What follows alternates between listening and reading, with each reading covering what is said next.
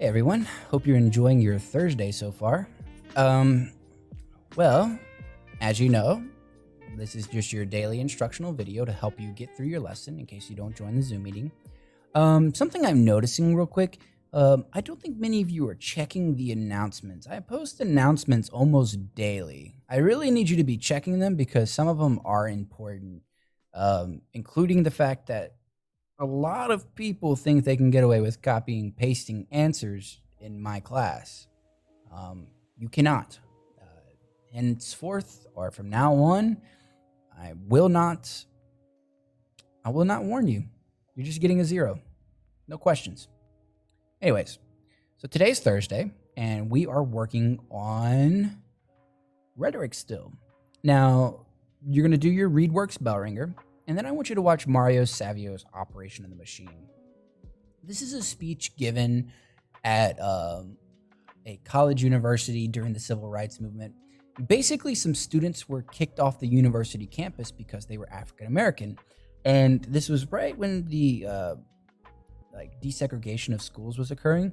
And Mario Savio, who is actually a Italian American, Caucasian male, he gives this speech.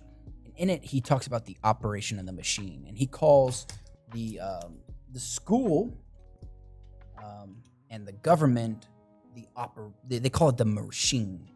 And he says they're treating us like we're just products, we're just materials, and the only way we can stop the machine is by putting our bodies upon the wheels, upon the gears, upon all the apparatus, and we've got to make it stop.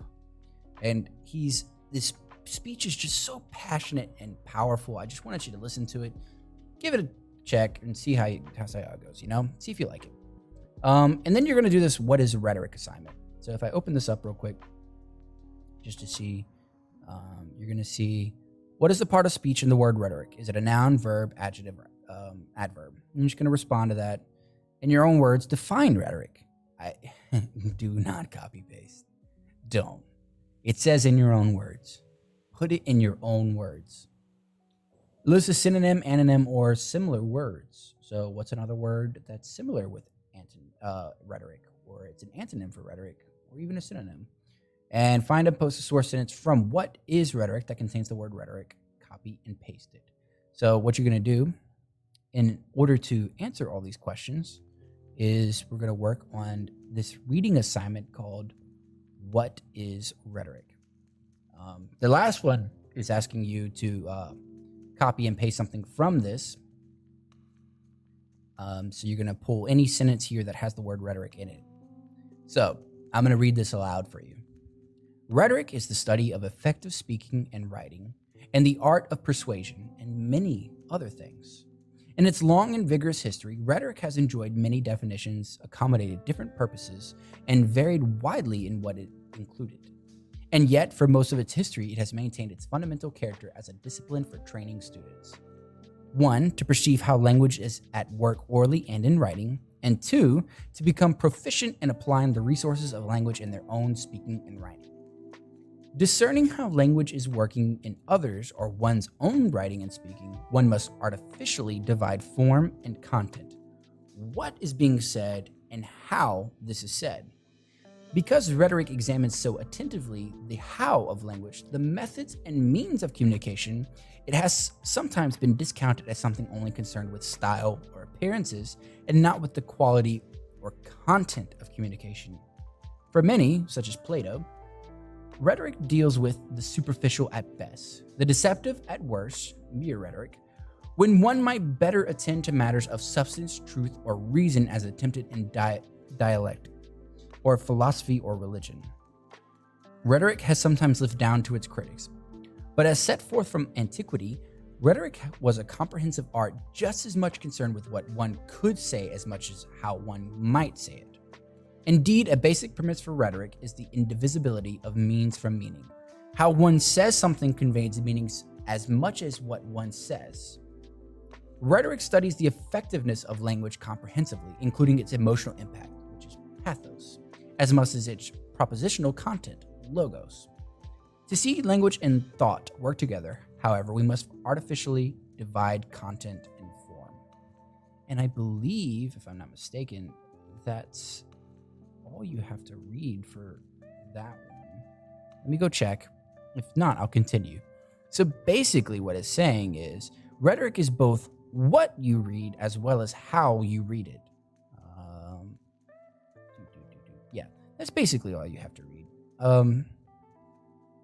So if you want to continue reading in there, it's great information.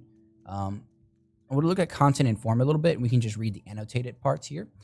Rhetoric requires understanding a fundamental division between what is communicated through language and how it is communicated.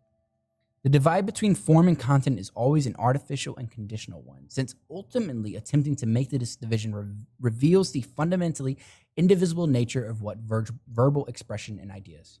For example, when students were asked to perform translations as rhetorical exercises, they analyzed their compositions in terms of approximations, since it's impossible to completely capture the meaning and effect of a thought expressed in any terms other than its original words. So here's an example. Of like the what and how. So the what is being said is important. So if I just write down a sentence, what is being perceived to be said could be one thing, but how it is actually said is different. For instance, if I say, I'm going to beat you into a pulp. It's like, well, that's awfully aggressive, isn't it? I'm going to beat you into a pulp. But if I say, I'm going to beat you into a pulp, it's totally different, right? It's one is clearly a joke, and the other seems kind of serious. So why? That's another question that we have to look at is why is it so important? It's important to understand why it's important. I know that sounded like a lot there, but the idea is you need to know why you are studying rhetoric, which is actually our discussion board for today. So once you're done with what is rhetoric assignment, you're going to move into why rhetoric. So rhetoricians can change our views, beliefs, and ideas with words alone. There are many ways to utilize the knowledge of understanding and recognizing rhetorical devices. What are some ways that you can use your knowledge of rhetoric in your everyday life? Why do you believe it is important for us to talk and learn about rhetoric? Do you believe rhetoric to be a tool that you can use in your daily life? If you have a knowledge of rhetoric, do you believe that you can better recognize when someone is trying to deceive you? So these are all questions that are helping you answer. Get these word prompts. So I only need a 175 word post and then a reply to one student, only one, with a 30 word minimum word count. So these rhetoric goals are going to be these chances for you to just communicate exactly what you're feeling. Okay. So think about this. How do you use rhetoric in your everyday life? Let's say someone misinterprets what you're saying. And you can say, I'm sorry, you've misinterpreted what I've said. Like when you said, I'm going to beat you into a pulp. You know how texts are. Sometimes people get mad because you said something in text, but you're like, oh, I'm sorry, I didn't mean it that way. When we understand rhetoric, we have a better way of communicating how we feel, what we think, our opinions, our viewpoints, anything like that can better help us communicate when we understand rhetoric better. Also, understanding rhetoric can keep you from being deceived by people. Famous rhetoricians we've talked about, Hitler. Adolf Hitler was a famous rhetorician because his ability to deceive an entire nation into believing that they could kill 6 million Jews without any repercussions or that it was morally wrong. It was just totally wrong, but somehow people just followed him. They didn't have the ability to understand that they were being deceived. So really that's it for this lesson. And like I said, if you have any questions, you can contact me, join the Zoom meetings in class, but you only have 3 assignments. In reality, there are instructional videos and such attached to them, but do your read works, do your what is rhetoric assignment, and do your why rhetoric discussion board. And that's really all you need to do for the day. So thank you. And if you need any help, just contact me.